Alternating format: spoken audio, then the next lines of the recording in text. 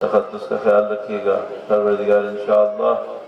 جن اہداف کے لیے آپ یہاں جمع ہوئے ہیں، ظاہر ہے کہ مظلوم جو لوگ شہید ہوئے ہیں ان کے حق کو ان کے ورثہ تک پہنچانا اور قاتلوں کا ان کی سزا تک پہنچنا اور مختلف اہداف جو بیان کیے گئے پروردگار ان تمام میں کامیابی نہ کردار تک پہنچانے کے لیے درود بھیجیں محمد و آل محمد۔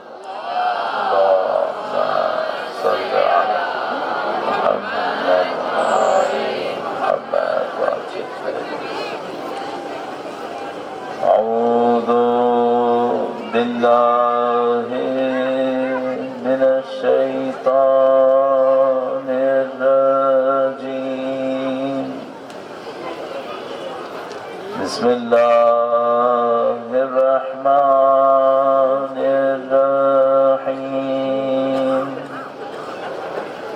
الحمد للہ رب العالمین،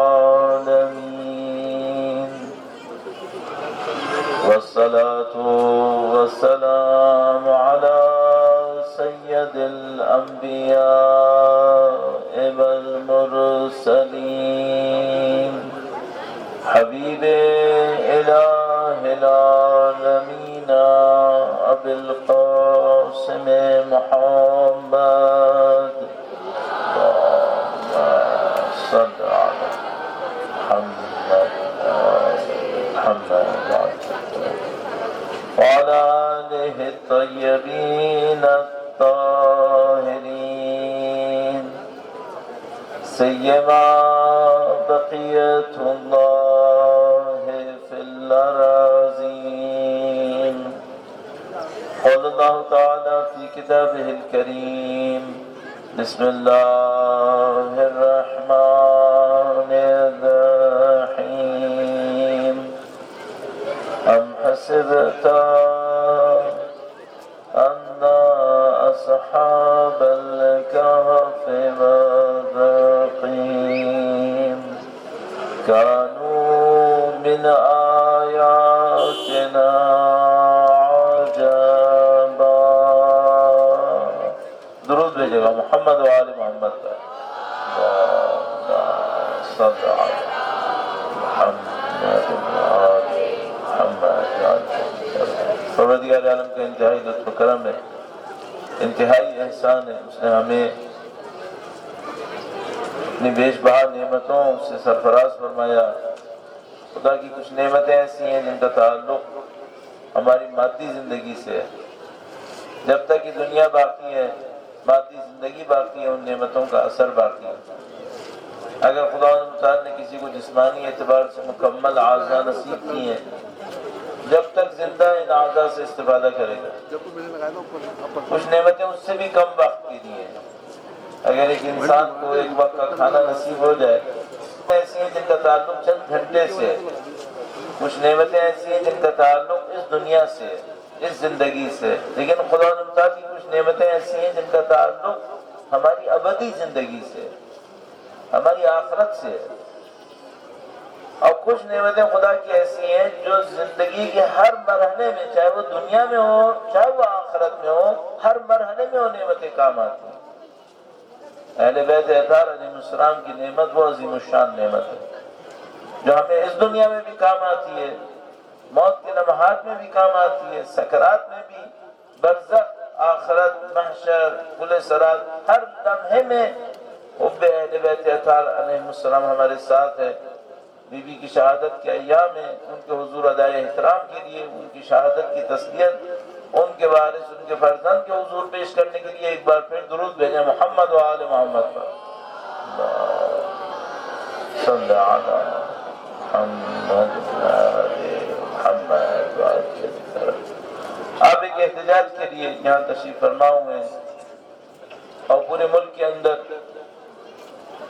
تقریباً تمام بڑے شہروں کے اندر اہل بیت اطہار علیہ السلام کے چاہنے والے اپنی ذمہ داری کو احساس کرتے ہوئے کہ ہمیں مظلوم کا ساتھ دینا ہے، ہمیں ظالم کا مقابلہ کرنا ہے۔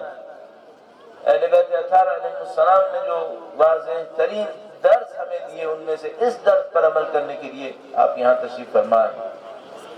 میں ان عرائض کا آغاز مولا امیر المومنین کی ایک انتہائی مشہور، معروف، انتہائی بلیغ، انتہائی فصیح، انتہائی مؤثر قول سے عرض کروں گا۔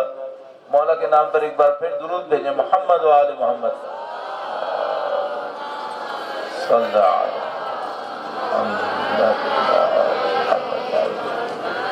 فما كون للظالم خصما وللمظلوم عونا۔ ظالم کے دشمن بن جاؤ، مظلوم کے مددگار بن جاؤ۔ ہم اور آپ اس دنیا کے اندر اس وقت موجود ہیں جس کو ہم پوسٹ ماڈرنزم تعبیر کرتے ہیں۔ ماڈرن نہیں ہے بلکہ اس کو پوسٹ ماڈرنزم تعبیر کیا جاتا ہے کہ ماڈرنزم کے بعد کا دور ہے جس کے اندر میں اور آپ زندہ ہیں۔ اس دور کے اندر ایک ایسا معرکہ جاری ہے جس کو شاید میں اور آپ کراچی اور پاکستان میں رہتے ہوئے احساس نہ کر سکیں، لیکن ہم اس کا حصہ بن چکے ہوئے، ہم اس کا حصہ بنے ہوئے ہیں۔ یہ وہی معرکہ ہے جو کائنات میں ہمیشہ سے رہا ہے، حق کا معرکہ، اس کے مقابلے میں باطل کی طاقت۔ شاید میں نے اور آپ نے اپنی زندگی میں اس کو احساس نہ کیا ہو، شاید میں نے اور آپ نے سوچا بھی نہ ہو۔ یہ جو میں اور آپ یہاں پر دھرنے میں موجود ہیں اور آپ الحمدللہ رب العالمین، آپ میں سے کچھ لوگ کئی دن سے یہاں موجود ہیں، شاید انہوں نے سوچا بھی نہ ہو کہ وہ کیا کر رہے ہیں، انہوں نے سوچا بھی نہ ہو کہ جو وہ کر رہے ہیں اس کا اثر دنیا میں کہاں تک جانا ہے۔ ہم لوگ بہت کم اس آگہی کو، اس بصیرت کو، اس معرفت کو اپنے اندر رکھتے ہیں۔ میں آپ کو یقین سے کہہ سکتا ہوں کہ جو لوگ جنگ بدر میں تھے وہ تمام کے تمام اس بصیرت پہ نہیں تھے کہ سمجھ سکتے ہوتے کہ یہ جو بدر میں ہونا ہے اس کی حیثیت کیا ہے، اس کا مقام کیا ہے۔ آپ اور میں جانتے ہیں کہ جو لوگ کربلا میں تھے ان میں سے بعض لوگ صرف چند دن پہلے امام سے ملحق ہوئے تھے، صرف چند دن پہلے، یعنی چند دن پہلے تک بھی وہ نہیں جانتے تھے کہ کربلا میں امام کے ساتھ ہونے کا مطلب کیا ہوگا۔ یہ ہماری زندگی ہے، ہمارے ساتھ بہت زیادہ ایسا ہوتا ہے کہ ہم کسی کام کے اندر ہوتے ہیں، نہیں پہچان پاتے کیا ہو رہا ہے۔ اگر میں موقع تاریخ سے آپ کی خدمت میں عرض کروں جو عظیم الشان مواقع ہیں تو اس بات کو سمجھنے میں ہمیں اور آسانی ہوتی ہے۔ ایک بار پھر جمعے کی رات ہے، شب جمعہ ہے، میں بار بار آپ کی خدمت میں عرض کروں گا درود کے لیے، اس سے بڑھ کر کوئی ذکر انسان کی معنویت کے لیے اچھا نہیں ہے، کام کی برکتوں کے لیے اس سے بڑھ کر نہیں ہے۔ درود بھیجیں نبی اولاد نبی کے اوپر۔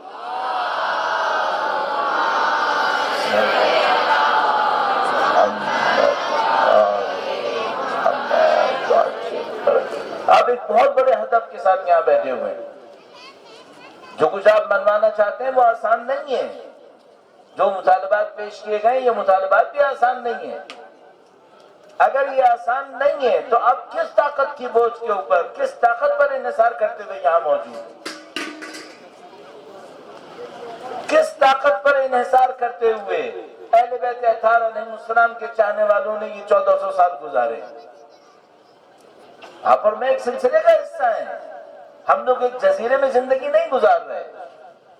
آپ جس جگہ پہ بیٹھے ہوئے ہیں، جن ناموں کو آپ لے رہے ہیں، 1400 سال سے لوگ یہ نام لے رہے ہیں۔ بحمدللہ رب العالمین، ہم اہل بیت اطہار علیہ السلام کے چاہنے والے جن باتوں پہ فخر کرتے ہیں ان میں سے ایک فخر یہ ہے، ہمارے نعرے نئے نعرے نہیں ہیں، ہمارے نعرے وہی نعرے ہیں جو 1400 سال پہلے رسول اللہ نے لگائے تھے۔ ہمارے نعرے وہی نعرے ہیں جو ہمارے اجداد نے ہزاروں سینکڑوں سال سے لگائے، ہم وہی نعرے لگا رہے ہیں، ہم کوئی نئی چیز نہیں لے کر آئے۔ اس خاطر مرنا بھی ہمارے لیے آسان ہے۔ ہم جانتے ہیں کہ ہم جس فکر کے اوپر اپنی جان دیں گے اس فکر پر ہمارے اجداد نے بھی جان دی۔ ہم جانتے ہیں جس فکر کے اوپر ہم جان دے رہے ہیں یا جان دیں گے اسی فکر پر جان دیتے ہوئے ہم نے کامیابیاں حاصل کی۔ جب رسول گرامی تشریف لائے دنیا کے اندر، اس سے ایک رات پہلے کتنے لوگوں کو پتا تھا کہ اللہ کے رسول کل تشریف لا رہے ہیں؟ انگلیوں میں لوگ نہیں تھے جن کو یہ پتا ہو کہ اللہ کے رسول کل تشریف لا رہے ہیں، نہیں جانتے تھے لوگ۔ جب سید الشہداء کا معرکہ 10 محرم الحرام کو ہوا تو کیا لوگوں کو پتا تھا کہ کل یہ معرکہ ہو جائے گا؟ حضرت حور جیسے کہ ذہن میں تردید تھی کہ ہوگا یا نہیں ہوگا۔ صبح عاشورہ کر انہوں نے عمر سعد سے پوچھا کہ کیا یہ ہوگا، اور اس نے کہا کہ ہاں یقیناً ہوگا۔ پھر کہا میں تمہارے ساتھ نہیں ہوں۔ بہت دفعہ میں اور آپ کسی معرکے کے اندر ہوتے ہیں، ہمیں پتہ نہیں ہوتا ہم کیا کر رہے ہیں، بحمد اللہ رب العالمین ہم اہل بیت پہ انحصار کرتے ہیں، ان کے نام پر انحصار کرتے ہیں، ہم اللہ کے نبی کے اس قول پہ عمل کرتے ہیں۔ فرمایا علی مع الحق والحق مع علی یدور الحق حیث ما دار، حق علی کے ساتھ ہے، علی حق کے ساتھ ہے، اور حق وہاں جائے گا جہاں علی جائیں گے۔ ہم اس قول پہ انحصار کرتے ہیں۔ البتہ ہم میں سے کچھ لوگ اہل معرفت ہیں، ہم میں سے کچھ لوگ اہل بصیرت ہیں، معاملات کو سالوں پہلے سمجھ جاتے ہیں کہ اس معاملے کا اختتام کہاں پر ہونے والا ہے۔ آپ ایک مشکل کام لے کر آئے ہیں۔ مظلوم کی نصرت کے لیے کھڑا ہونا کبھی بھی دنیا میں آسان ثابت نہیں ہوا۔ یہ جو آپ نے جھیلا ہے ابھی چند دن سے آپ یہاں پر موجود ہیں، اور ہم جانتے ہیں کہ یہ بھی پہلی دفعہ نہیں ہوا ہے، اس سے پہلے بھی کئی مرتبہ ایسا ہو چکا ہے، لیکن بہرحال یہ کام آسان نہیں ہے۔ اللہ کے نبی کا حکم ہے، نبی کے وصی کا حکم ہے، ان کے فرمان کے تحت ہم یہاں پر موجود ہیں، لیکن کام آسان نہیں ہے۔ اگر کام آسان نہیں ہے تو کیا پہلے آسان تھا؟ یہ نہیں، پہلے بھی آسان نہیں تھا، پہلے بھی مشکل تھا۔ وہ پہلا دن جس دن سیدہ کے گھر پر حملہ ہوا اس دن بھی بہت مشکل تھا۔ کیوں دفاع کرنے والے لوگ نہیں تھے؟ کیا مدینے میں اس وقت بھی ہزاروں مسلمان نہیں تھے؟ اگر نہ کہوں لاکھوں، ہزاروں تو کم از کم تھے، تو کیوں بی بی کے گھر کے اوپر 10 افراد بھی کھڑے نہیں ہوئے دفاع کرنے کے لیے؟ اگر میں ادھر مدینے کے لوگوں کو ہزاروں کہوں تو میں نے شاید احتیاط سے کام لیا، لیکن کیا کوفہ کی آبادی کو بھی ہزاروں کہوں؟ کوفہ میں قطعاً لاکھوں لوگ تھے، تو سید الشہداء کی نصرت کرنے کے لیے اتنے کم لوگ کیوں آئے؟ حضرت مسلم بن عقیل ان لاکھوں کے ماننے والوں کے شہر میں تھے، لیکن غریب الوطن کیوں ہوئے تھے؟ کیونکہ کام آسان نہیں تھا، اتنا مشکل کام تھا، اتنا مشکل کام تھا ایک وقت کے اوپر کہ ہمارے ساتھ میں امام سالوں زندان میں رہے اور کوئی انہیں آزاد نہیں کرا سکا، اتنا مشکل تھا۔ ان لوگوں نے کس طاقت پہ انحصار کیا؟ اور میں یہاں سے آپ کی خدمت میں ایک پوائنٹ آج کے لیے عرض کرنا چاہوں گا، آج کی جیسی شب کے لیے اور اس کام کے لیے جس کے آپ یہاں بیٹھے ہیں۔ دیکھیے، اگر میں اور آپ اپنی طاقتوں پہ انحصار کر کے آئے ہیں کہ ہم کچھ کروا لیں گے، واللہ ہم میں اتنی طاقت نہیں ہے، ہم نہیں کروا سکتے۔ اگر ہم اپنی کسی جسمانی طاقت پہ انحصار کر کے آئے ہیں، اگر ہم اپنی کسی عددی طاقت کے اوپر انحصار کر کے آئیں، حتی سیاسی طاقت پہ انحصار کر کے آئیں، تو میں قسم کھانے کو تیار ہوں ہم یہ نہیں کرا سکتے، چونکہ ہمارے دشمنوں میں بہت ہیں جو ہم سے زیادہ طاقتور ہیں۔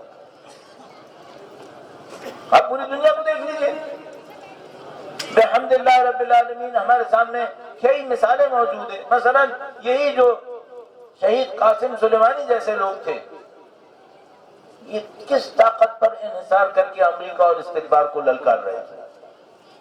کس طاقت پر انحصار کر کے داعش کا مقابلہ کر رہے تھے؟ ملٹری ٹریننگ کے اوپر انحصار کرتے ہوئے؟ میزائل اور راکٹ کے اوپر انحصار کرتے ہوئے؟ نہیں، یہ لوگ اس وقت بھی مقابلے میں تھے جب میزائل اور راکٹس بھی نہیں تھے ان کے پاس۔ ان تمام کی تیاری کی شدید ضرورت ہے، جس کو خدا نے متعال فرماتا ہے کہ تم اعدوا لهم ما استطعتم، جتنا کر سکتے ہو اس کی تیاری کرو، لیکن سب سے اہم تیاری آپ کو اور میرا خدا نے متعال اور اس کی معنویت کے اوپر اعتماد کرنا ہے۔ آپ کا یہ اجتماع اگر اس طاقت کے اوپر انحصار کر کے جمع ہو، آپ کا اور ہمارے یہ اجتماعات پاکستان بھر کے اندر اس طاقت کے اوپر انحصار کر کے جمع ہو کہ ہمیں اس معنوی طاقت کو استعمال کرنا ہے، ہاں اس کے سامنے تو فرعون بھی نہیں رہ سکتا، اس کے سامنے کوئی کھڑا نہیں ہو سکتا۔ یہ خدا کا نظام ہے۔ یعنی مثلا آپ تصور فرمائیے، یہ جو خدا نے متعال نے واقعات قرآن کریم میں بیان کیے ہیں، یہ اتفاقات تو نہیں ہیں۔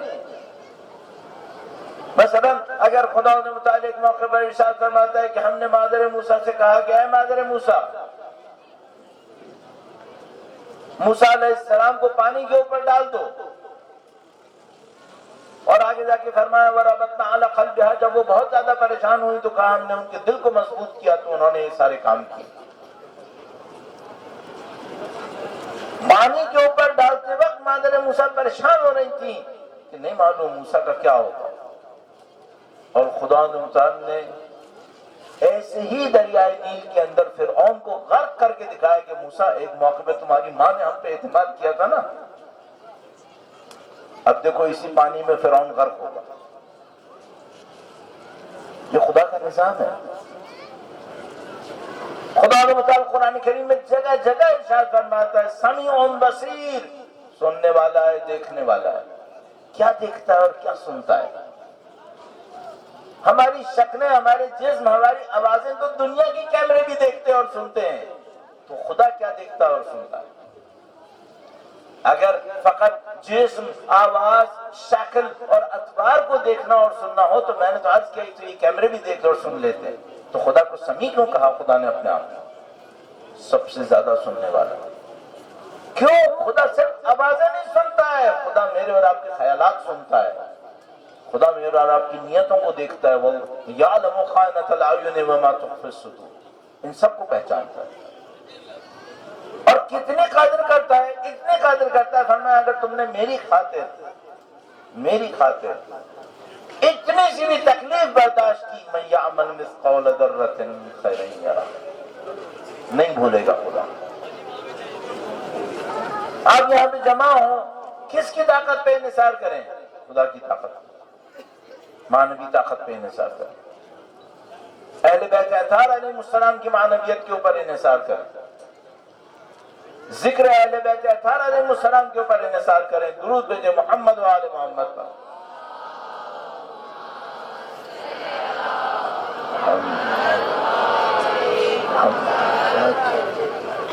آپ کا حق ہے کہ آپ ہم سے کہیں گے یہ بات تو ہم پہلے سے جانتے ہیں، اسی پہ انحصار کر کے یہاں تک آئے، ہم سب اس بات کو جانتے ہیں، اس کے علاوہ ہمارے پاس کوئی امید نہیں ہے، ہمارے پاس کوئی آسرا نہیں ہے سوائے یہ کہ ہم خدا کی اس معنوی وعدے کے اوپر انحصار کر کے یہاں جمع ہوتے ہیں۔ اس کی ذکر کی ضرورت کیوں پیش آتی ہے؟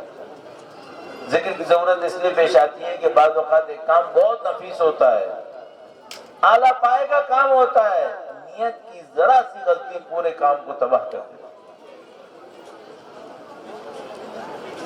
نیت کی معمولی سی تبدیلی انسان کے انتہائی قیمتی کام کو خاک میں ملا دیتی ہے۔ ہزاروں واقعات موجود ہیں، ہزاروں واقعات دونوں طرف سے موجود ہیں کہ کس طرح سے کبھی ایسا بھی ہوا کہ کسی شخص نے 40 سال کوئی عبادت کی، ایک لمحے کے لیے کوئی غلط بات سوچی اور خدا نے سزا دی خدا۔ ایسا بھی ہوا ہے کہ کسی نے 40 سال گناہ کیے، ایک لحظے کے لیے خدا کے لیے مخلص ہو گیا اور خدا نے اس خلوص کا خیال کیا، ایسا بھی ہوا ہے۔ تو مثلا وہ واقعہ مشہور ہے کہ کوئی نبی کسی شخص سے ملتے ہیں، دیکھتے ہیں انتہائی مجرم ہے، پوچھتا ہے کہ اے اللہ کے نبی کیا میری بخشش کا کوئی امکان ہے؟ بتاتے ہیں تم نے کیا گناہ کیا؟ پوچھتے ہیں، اس نے بتایا میں نے یہ گناہ کیا۔ کہا بہت مشکل ہے، مانگو تو شاید خدا بخش دے لیکن بہت مشکل ہے، تمہارے گناہ بہت زیادہ ہے۔ دونوں ساتھ چل رہے ہوتے ہیں، ایک جگہ پہ علیحدہ ہونے لگتے ہیں، جب علیحدہ ہونے لگتے ہیں تو انہوں نے اتنی دیر میں دیکھا تھا کہ خدا نے ان کے سروں پہ ایک بادل رکھا ہوا تھا جو انہیں سایہ دے رہا تھا۔ گناہگار سوچ رہا تھا کہ یہ یقیناً اس نبی کی وجہ سے ہے، اور نبی نے بھی ظاہر ہے یہی سوچا تھا کہ میری وجہ سے ہی ہوگا۔ جب علیحدہ ہونے لگے تو وہ بادل گناہگار کی طرف چل گیا۔ نبی نے دیکھا عجیب معاملہ ہے، میں نبی ہوں خدا کا اور بادل اس گناہگار کی طرف جا رہا ہے۔ تو خدا سے پوچھا خدا یہ کیا ماجرا ہے؟ کہا جب تک توبہ نہیں کی تھی بادل تمہاری وجہ سے تھا، اب توبہ کرو، اب اس کی وجہ سے۔ اگر میں اور اب جو اتنے لوگ یہاں جمع ہیں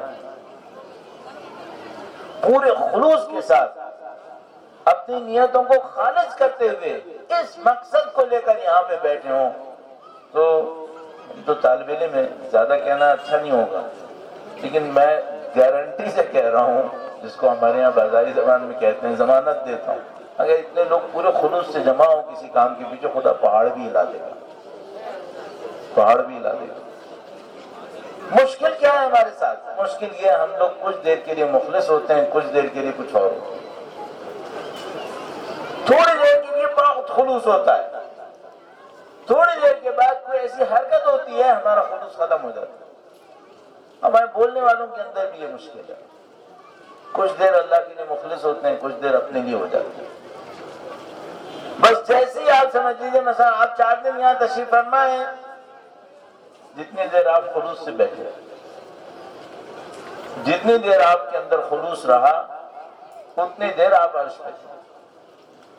کیوں؟ آپ نے وہ کام کیا ہے جو خدا نے متعال حضرت ابراہیم علیہ السلام کی عبادتوں کو یاد کرتا تو اس کو یاد کرتا ہے۔ قرآن کریم میں کسی ایک جگہ بتائی کہ خدا نے متعال نے حضرت ابراہیم کی نمازیں ذکر کی ہوں؟ نہیں کی۔ حضرت ابراہیم کے روزے ذکر کیے ہوں؟ نہیں کیے۔ تو خدا نے متعال نے حضرت ابراہیم علیہ السلام کی کون سی عبادت بار بار ذکر کی ہے؟ وہ عبادت ذکر کی ہے جب کہا میرے ابراہیم نے جا کے بت توڑ دی، یہ بار بار ذکر کیا۔ کیوں؟ ظالم کا مقابلہ کیا۔ حضرت موسیٰ علیہ السلام کلیم اللہ کہلائے، خدا متعال کی بارگاہ میں کتنے راز و نیاز کیے ہوں گے کہ خدا متعال نے ان کو کلیم اللہ کا لقب دیا، لیکن جب خدا یاد کرنے لگتا ہے تو ان باتوں کو یاد کرتا ہے جو انہوں نے ظالموں سے کہی۔ میری خاطر ظالم کے ساتھ یہ کہنے گئے، میری خاطر انہوں نے اس کام کو انجام دیا۔ شب جمعہ ہے، آپ اور میں اگر واقعاً پرخلوص ہو جائیں، اور آپ ہیں الحمدللہ رب العالمین، اور بہتر کرنے اس کو، تو میں آپ کی خدمت میں عرض کر چکا ہوں، یہ ساری مشکلات حل ہو سکتی ہیں، یہ سارے کام انجام پا سکتے ہیں۔ اور یہ میں سمجھتا ہوں میرے جیسے کی بھی جو بولنے کے لیے آ جاتے ہیں اور جو بیٹھے ہیں، ان سب کی بھی پہلی ذمہ داری ہے کہ اگر آپ اس جگہ جمع ہوئے ہیں، ایک کام کو انجام دینا چاہتے ہیں، اور ظاہر ہے ایک مقدس کام آپ انجام دینا چاہتے ہیں، میں 3-4 دفعہ اس کی اہمیت عرض کر چکا ہوں، اس کام کو خلوص سے انجام دیجیے گا۔ اور اگر خدا نہ کرے نعوذ باللہ کبھی آپ کا ذہن ادھر ادھر جانے لگے تو اپنے آپ سے ایک سوال پوچھیے گا، اور یہ انتہائی اہم سوال ہے، آپ کے لیے بہت مشکل ہے ظاہر ہے اس طرح کھلی ہوا میں بیٹھ کر ایک بات کو توجہ سے سننا، لیکن آپ میں سے کافی لوگ سن رہے ہیں، اس سے مجھے حوصلہ افزائی بھی ہو رہی ہے کہ اتنے نامساعد حالات کے باوجود سن رہے ہیں۔ لیکن ایک پوائنٹ آپ کی خدمت میں عرض کرنا چاہتا ہوں، انتہائی اہم، اس کو بھی ذرا غور سے سنیے گا۔ ایک بار پھر وقت کے امام کے حضور طلب نصرت کے لیے درود بھیجیں، محمد و آل محمد۔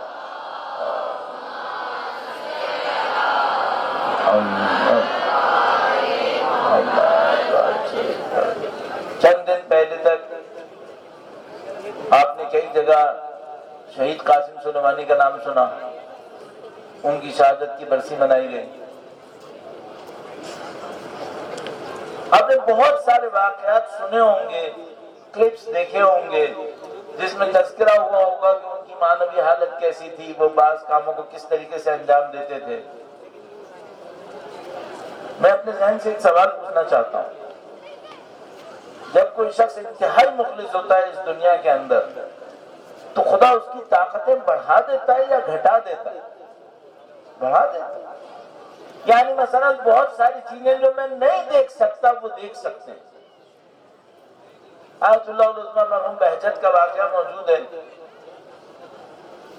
18 سال یا 20 سال کی عمر میں کلاس میں بیٹھ کر اگر استاد دیر سے آتے تھے تو بتا سکتے تھے میرے استاد اس وقت کیا کر رہے ہیں۔ میں تو نہیں دیکھ سکتا، میں اس قنات کے پیچھے نہیں دیکھ سکتا، وہ یہ کر سکتے تھے۔ کیوں؟ ان کے ایک دوست نے کہا کہ وہ اتنے مخلص تھے کہ 18 سال کی عمر میں سید الشہداء سے 22 تحفے لے چکے تھے۔ اللہ اکبر! 18 سال کی عمر میں سید الشہداء سے 22 تحفے لے چکے تھے، ان میں سے ایک تحفہ یہ تھا کہ وہ دیکھ سکتے تھے۔ اور اگر کوئی ان سے ملنے کا شرف حاصل کیے ہوئے ہو تو اس کو یاد ہے کہ وہ کس طرح سے۔ تو جب کوئی خدا متعال کے لیے آگے بڑھتا ہے تو خدا متعال اس کی طاقتیں بڑھا دیتا ہے۔ اگر کوئی خدا کے لیے جان دیتا ہے تو کیا کرتا ہے خدا؟ بڑھا دیتا ہے یا گھٹا دیتا ہے؟ بڑھا دیتا ہے. تو مثال کے طور پر شہید مطہری کی زوجہ بیان کرنے لگی ایک دفعہ میں کسی تسبیح کو بہت زیادہ پسند کرتی تھی، وہ گم ہو گئی اور وہ نہیں مل کے تھی، بہت زیادہ ڈھونڈی نہیں ملی. تو ان کو یاد آیا کہ مثلا میرے شوہر جب میرے ساتھ ہوتے تھے، کوئی پریشان ہوتی تھی تو میں ان سے کہتی تھی، میری مدد کرتے تھے. تو وہ شہید ہو چکے تھے. کہنے لگے اب وہ شہید ہو گئے تو میرے دل میں آیا کہ مطہری تو شہید ہو گئے، اب میں ان سے کیا کہوں؟ لیکن اگر کہوں تو کیا برا میں نے کیا، غلط کیا کوئی کام؟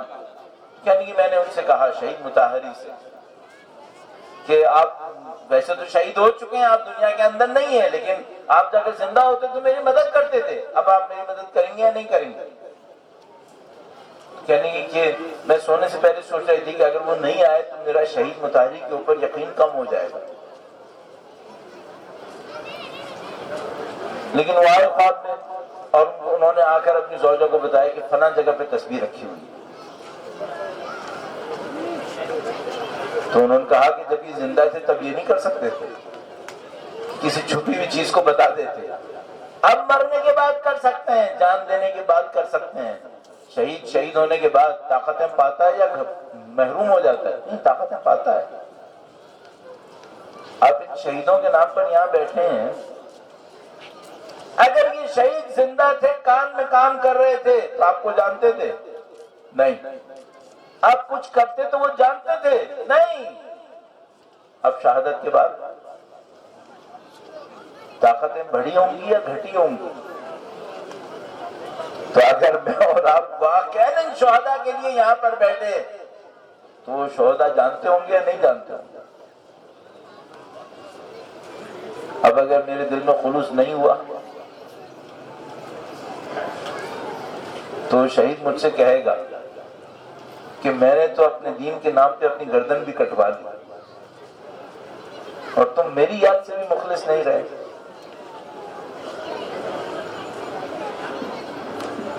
اچھا، اگر خدا نہ کرے نعوذ باللہ ہم کوئی اچھا کام انجام دے رہے ہیں اور اس میں نیت ہماری اچھی نہ رہے تو کیا ہوتا ہے؟ کام برباد ہو جاتا ہے، کام کی تاثیر ختم ہو جاتی ہے. البتہ بعض اوقات خدا و تعالیٰ کام پھر بھی کروا لیتا ہے لیکن میں ثواب سے محروم رہ جاتا ہوں. حضرت موسیٰ علیہ السلام نے بہرحال اپنی نوجوانی کے چند سال کہیں گزارنے تھے. خدا کا ارادہ کیا آیا؟ خدا کا ارادہ آیا کہ فرعون کے دربار میں گزرے. فرعون کو ثواب ملا ہوگا یا نہیں ملا ہوگا؟ نہیں، فرعون کو کوئی ثواب نہیں ملنے والا. کیوں؟ اس کی نیت صحیح نہیں تھی. وہ حضرت موسیٰ علیہ السلام کو پال نہیں رہا تھا، نقصان پہنچانے کی کوشش کر رہا تھا، ان کے ذریعے سے اپنے اہداف حاصل کرنا چاہتا تھا. تو فرعون کے گھر میں رہ رہے تھے یا نہیں رہ رہے تھے؟ بالکل رہ رہے تھے. ثواب ملے گا فرعون کو؟ نہیں ملے گا، کوئی ثواب نہیں ملنے والا اسے. کیوں؟ نیت اچھی نہیں تھی. کیا ایسا ہو سکتا ہے کہ پاکستان بھر کے اندر 5 لاکھ لوگ دھرنے کے اندر بیٹھے ہوں، ثواب 5,000 کو ملے؟ ہاں، ہو سکتا ہے. تو باقی کو کیوں نہ ملے؟ کیونکہ نیت صحیح نہیں ہے. اب دیکھیے، آپ نے ٹائم تو لگا ہی دیا نا، اب چوائس آپ کے ہاتھ میں ہے. اتنی اچھی نیت کر لیں کہ خدا متعال آپ کو امیر المومنین کے قول پر عمل کرنے والا کہے. اتنی اچھی نیت کر لیں. اور اس خاطر میں آپ کی خدمت میں عرض کروں گا، جتنی دیر بھی یہاں پر بیٹھے ہیں پوری کوشش کریں پرخلوص رہیں. پرخلوص رہیں. واللہ یہ سب سے اہم کام ہوگا. یعنی مثلا جو میرا جیسا یہاں پہ آئے گا وہ آپ سے کہے گا نعرہ لگائیے، آپ نعرہ لگائیں گے. پھر بعض اوقات وہ آپ سے کہے گا آپ کی آواز کم ہے، اونچی آواز میں نعرہ لگائیے، آپ اونچی آواز میں نعرہ لگائیں گے. بعض اوقات آپ نعرے لگا کے اپنا گلا بٹھا لیں گے اور آپ کہیں گے میں نے اپنا کام کر لیا، دیکھو میرا گلا تک بیٹھ گیا. تو میں آپ سے کہوں گا آپ نعرہ کم لگا لیجئے لیکن اپنے خلوص کو بڑھا لیجئے. آپ اس خلوص بڑھے ہوئے خلوص کا بہت اثر ہوگا.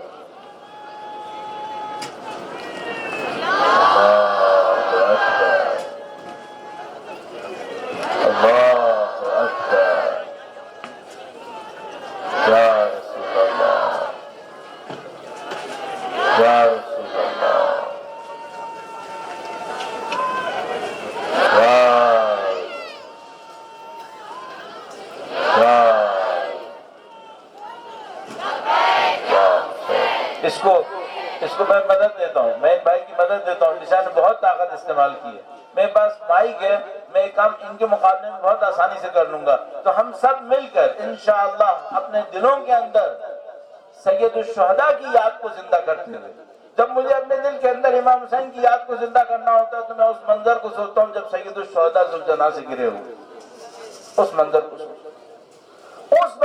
سوچتے ہوئے جب سید الشہداء ذوالجناح سے نیچے تھے اور بی بی زینب سلام اللہ علیہا طلع زینب یہاں پہ کھڑی ہوئی، اللہ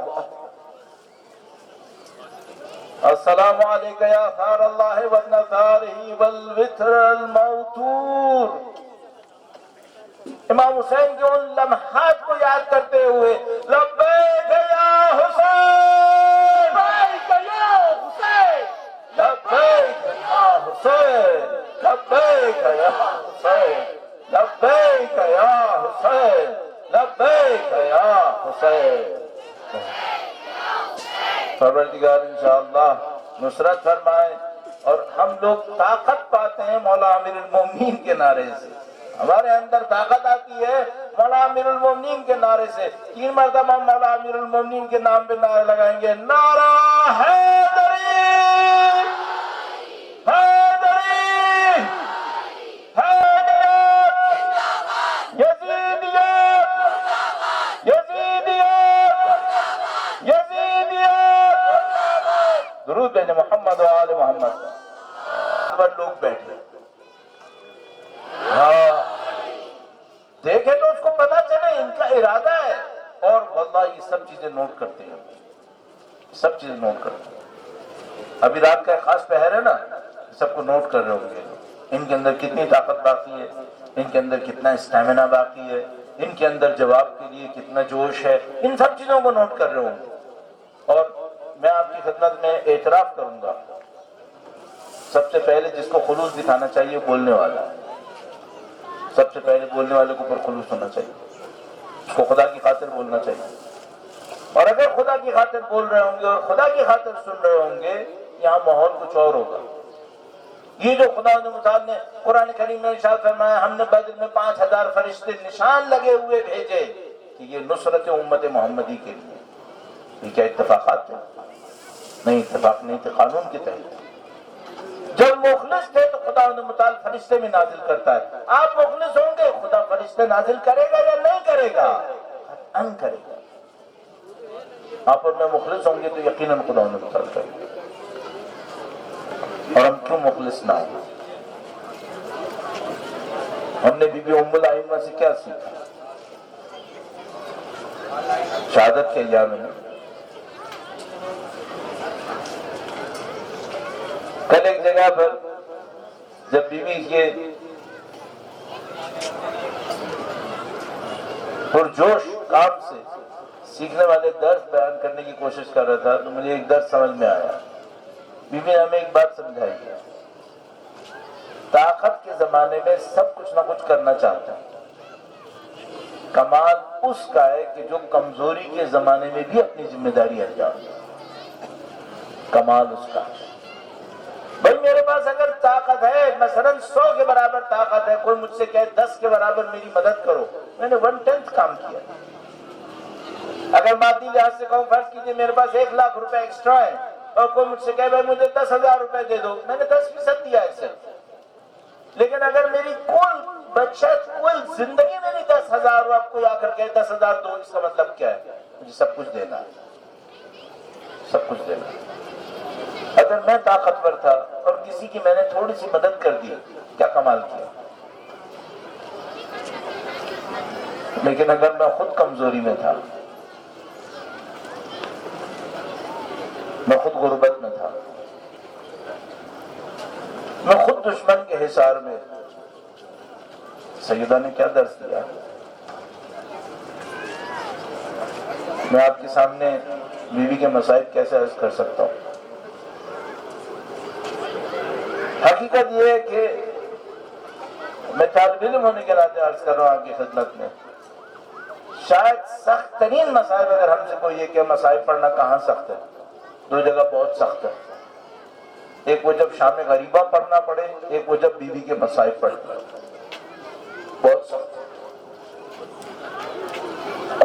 آسان ہے مسائل پڑھنا، کچھ جگہ بہت سخت ہے۔ بیوی کے مسائل پڑھنا بہت سخت کام ہے، ہر لحاظ سے سخت ہے۔ بعض اوقات ڈر لگا رہتا ہے کہیں احترام میں کمی کا کوئی جملہ نہ نکلا،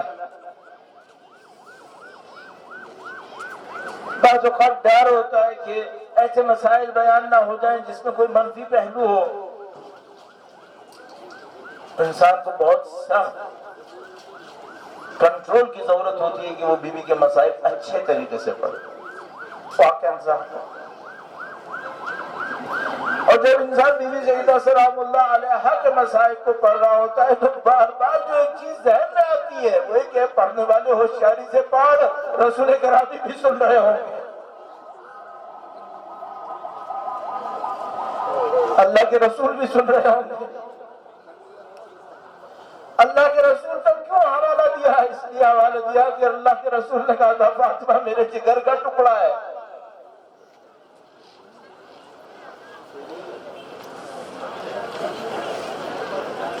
اگر کبھی کسی نے بی بی سیدہ سلام اللہ علیہا کو خوش کرنے کے لیے کچھ کیا تو اللہ کے نبی نے اسے بشارتیں دی، فرمایا تم نے ان کے دل کو خوش کیا جب دل کی خوشی میں میری خوشی ہے، جس نے سیدہ کو خوش کیا اس نے مجھے خوش کیا۔ اللہ کے نبی کی عجیب شان تھی، وہ کام بی بی سیدہ کے لیے کیے جو دنیا میں کبھی کسی کے لیے نہیں کیے۔ جب بی بی تشریف لاتی تھی اللہ کے رسول کھڑے ہو جایا کرتے تھے۔ خدا کے رسول تو بلا ارادہ کوئی کام نہیں کرتے، ما ينطق عن الهوى ان هو الا وحی یوحی۔ اگر وہ کھڑے ہوئے تھے تو خدا کے ارادے سے کھڑے ہوئے تھے۔ اگر وہ اپنی وفات سے 6 مہینے پہلے ہر روز بی بی سیدہ کے دروازے میں کھڑے ہو کر کہتے تھے السلام علیکم یا اہل بیت النبوہ، قطعاً حکم خدا تھا۔ تو پھر ایک بات ڈھونڈنی پڑے گی کہ رسول خدا کی وفات کے بعد کون سا واقعہ تھا جس کو بتانے کے لیے اللہ کے رسول کھڑے ہو جایا کرتے تھے۔ اللہ کے رسول کھڑے ہو کر مسلمانوں کو کہتے تھے کہ دیکھو ایسا نہ ہو کہ سیدہ کہیں آئے اور تم بیٹھے رہ جاؤ، سیدہ کھڑی رہے، یہ نہ ہو۔ 6 مہینے تک بیوی کے دروازے کے سامنے کھڑے ہو کر کہتے تھے السلام علیکم یا اہل بیت النبوہ ومعدن الرسالہ ومختلف الملائکہ، تاکہ کوئی اس دروازے سے گزرنے کی جرات نہ کرے۔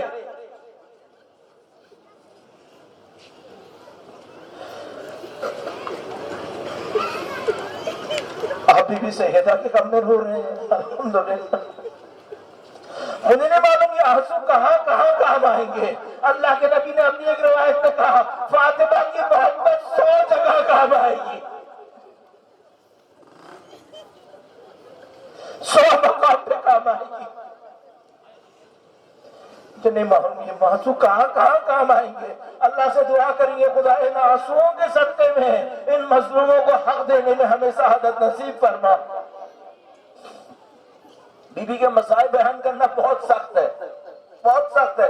میں چند منٹس وقت لینا چاہتا تھا آپ کی خدمت میں، بس ایک روایت اور عرض کروں گا تاکہ انشاءاللہ چند منٹس اور ہمارے دل سیدہ کے غم میں مغموم رہے۔ نہیں معلوم اس غم پہ خدا کیا اجر دینے والا ہے، نہیں معلوم ہمارے کام میں کتنی برکتیں آ جائیں گی اس ذکر کی وجہ سے، ان آنسوؤں کی وجہ سے۔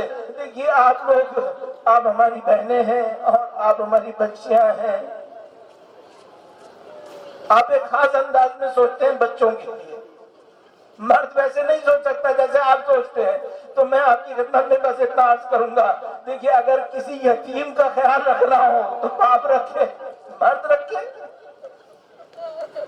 مرد تو سمجھ ہی نہیں پائے گا کہ اس یتیم پہ کیا گزر رہی ہے۔ اہل بیت کے چند چاہنے والے شہید کیے گئے ہیں، ان کے گلے کاٹے گئے ہیں، ان کے بچے یتیم ہوئے ہیں، ان کے بچے یتیم ہوئے۔ عجیب روایت ہے ہمارے پاس، بڑی بڑی عجیب روایت ہے، میں آج جزارتاً تو چند منٹ اور لوں گا آپ کی خدمت سے اور اس روایت کو عرض کروں اور مصائب سے متصل کرتے ہوئے۔ بڑی عجیب روایت ہے۔ ایک موقع کے اوپر معصوم نے فرمایا کہ کبھی وقت آتا ہے جب عرش خدا ہل اٹھتا ہے، عرش خدا ہل جاتا ہے۔ عرش خدا کا بڑا مقام ہے، وسع کرسی السماوات والارض، عرش کا عجیب مقام ہے، ہمیں تو معلوم بھی نہیں کہ عرش کا مطلب کیا ہوتا ہے، لیکن فرمایا ایک وقت آتا ہے جب عرش خدا ہل جاتا ہے۔ ہم پوچھا مثلاً وہ کون سا وقت ہوتا ہے؟ کہا ایک وہ وقت ہوتا ہے جب کسی بچے کی ماں مر جائے۔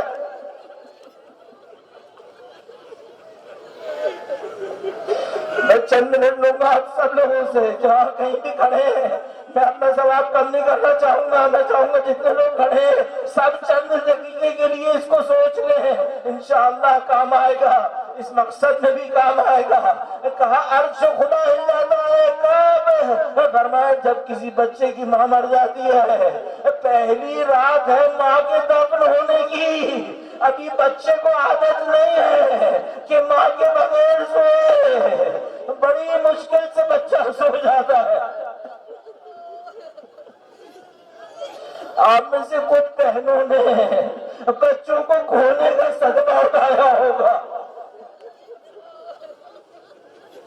اور کچھ بچے شاید یہاں پر ایسے ہوں گے جنہوں نے ماں کو کھونے کا صدمہ اٹھایا ہوگا، اور یقیناً ان یتیم بچوں کو میں سوچ رہا ہوں جن کے باپ کی شہادت پر ہم یہاں بیٹھے ہیں۔ بچے کو عادت نہیں ہوتی ماں کے بغیر سوئے، رو دھو کر سو جاتا ہے لیکن سونے میں بھول جاتا ہے کہ ماں مر گئی ہے۔ رات کے کسی پہر میں آنکھ کھلتی ہے، ہاتھ سے ماں کی جگہ ٹٹولتا ہے، ماں کو نہیں لاتا، اچانک آنکھ کھل جاتی ہے، یاد آتا ہے ماں مر گئی ہے۔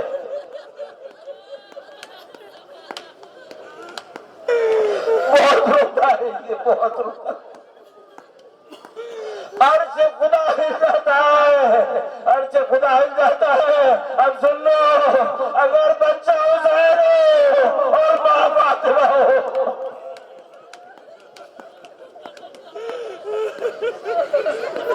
بزیر نبا آیا، امیر المومنین نے کہا بچوں ماں سے الوداع کر لو، سید الشہداء تشریف لائے، کہا میں الوداع نہیں کروں گا، پہلے میری ماں مجھ سے الوداع کرے۔ امیر المومنین روایت کرتے ہیں، اہل سنت کے پاس بھی ہے، ہمارے پاس بھی ہے، روایت کرتے ہیں خدا کی قسم فاطمہ کے بندے کپڑے ٹوٹ گئے، ماں نے بچے کو الوداع کر دیا، لیکن عزیزوں کبھی ماں الوداع کرتی ہے، ارے یہی ماں شب عاشور پہ کھڑی ہے۔